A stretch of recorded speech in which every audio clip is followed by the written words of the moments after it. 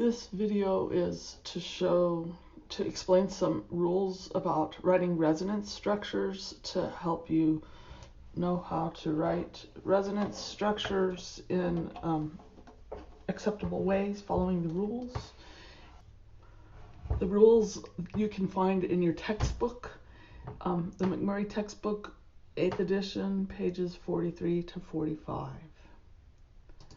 First rule is that individual resonance structures are imaginary, not real.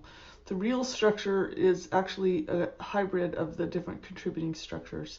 It's important to recognize that the real structure does not switch back and forth between the individual structures that we draw. The individual ones never actually exist. The second rule is really important. Resonance forms, you can't move atoms in the resonance structures, and you can't change the hybridization of atoms, and you can't break sigma bonds. The only thing you're allowed to move is the pi bonds, and what that means is things that are in pi orbitals or things that are lone pairs / non-bonding electrons. Different resonance structures of a substance don't have to be equivalent. So if we have something like acetate, there's two oxygens that can have the negative charge. So all of the resonance forms have a negative charge on one of the oxygens. But that's not the case in all different kinds of anions. Some of the anions that you're going to see have a negative charge on oxygen on one structure and a negative charge on a carbon on another structure. Both structures contribute. Resonance forms obey the normal rules of valency. These are the rules that you learned in Gen Chem about how to draw Lewis dot structures. It means things like, oh, you can't have a pentavalent carbon atom. You can't have a pentavalent nitrogen or oxygen either.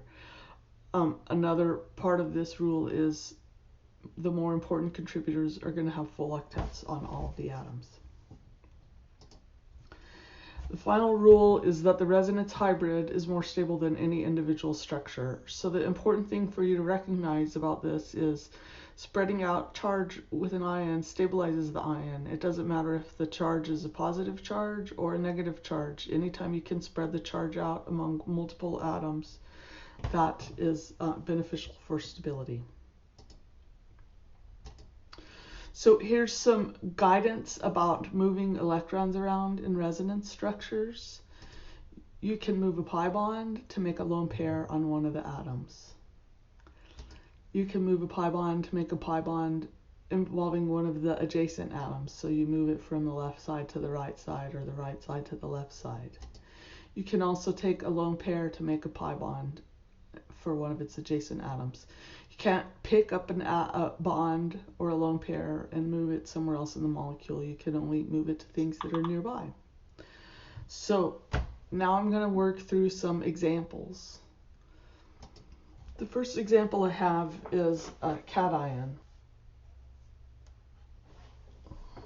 When you start with the cation is like the absence, it's a hole, it's the absence of like electrons there. So you can't use the arrows to start with the cation, but you can use the arrows to go towards the cation.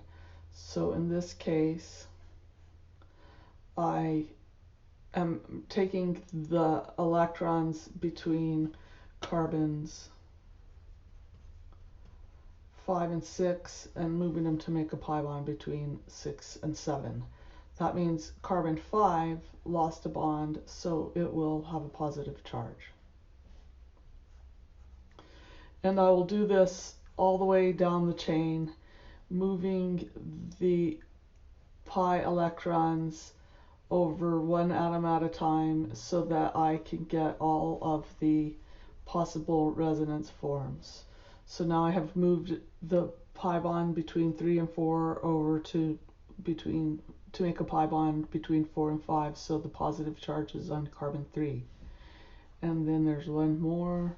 I can move the pi bond between 1 and 2 so that it makes a pi bond between 2 and 3. That leaves the positive charge on carbon 1.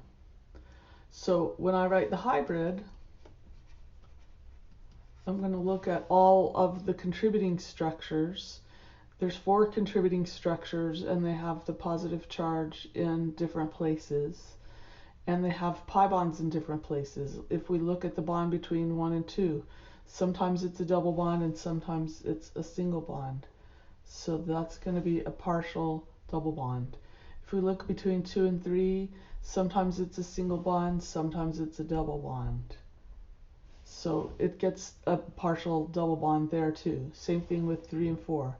In this hybrid, there's going to be partial double bond character between all of the adjacent pairs of atoms, because there's partial double bond character on the different hybrids for each of those positions. Positive charge will not be on all the atoms. Positive charge will be on atoms 1, 3, 5, and 7, because that's where the positive charge is on the individual resonance forms. So there's never a positive charge on carbons 2, 4, or 6, but only on 1, 3, and 7.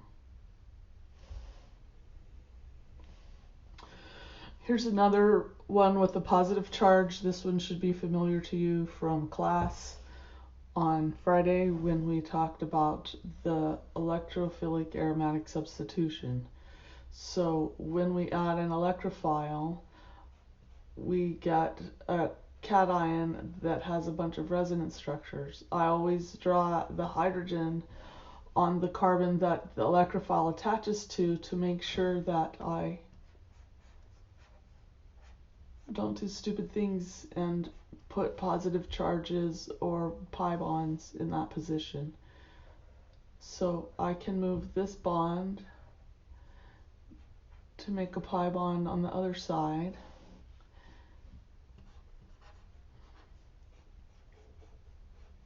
And I can move this bond to make a pi bond at the top of the ring. So the resonance hybrid has partial double bond character, not all the way around the ring, but on the carbon atoms that can handle it, which are part of the pi system. The carbon that has the electrophile on it is not in the pi system because it's now sp3 hybridized. It's got 4 substituents.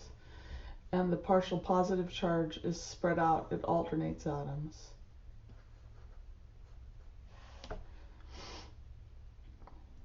So if you get the positive charge on all the atoms, then you did something wrong. Here's another example that has an anion. With the anion, we do actually start where the charge is because that's where there's an abundance of electrons.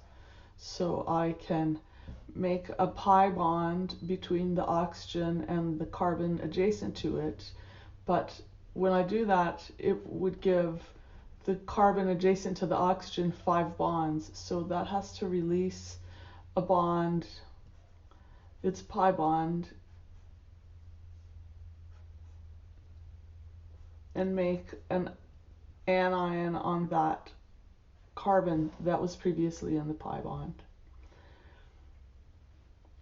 And there are other resonance structures here. I can do the same thing going down the chain one at a time.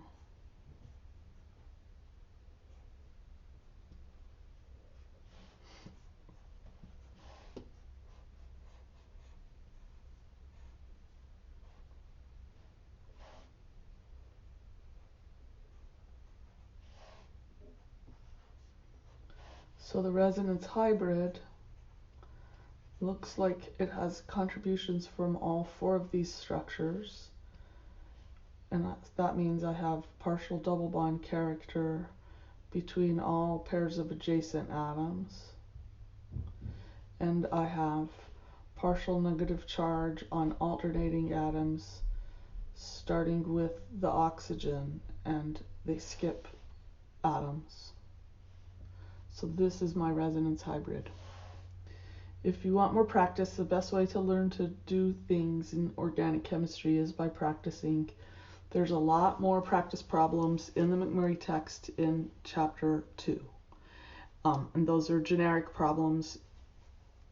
There's actually a lot of good problems related to resonance in the chapter 16, where we're looking at the reactions of aromatic compounds.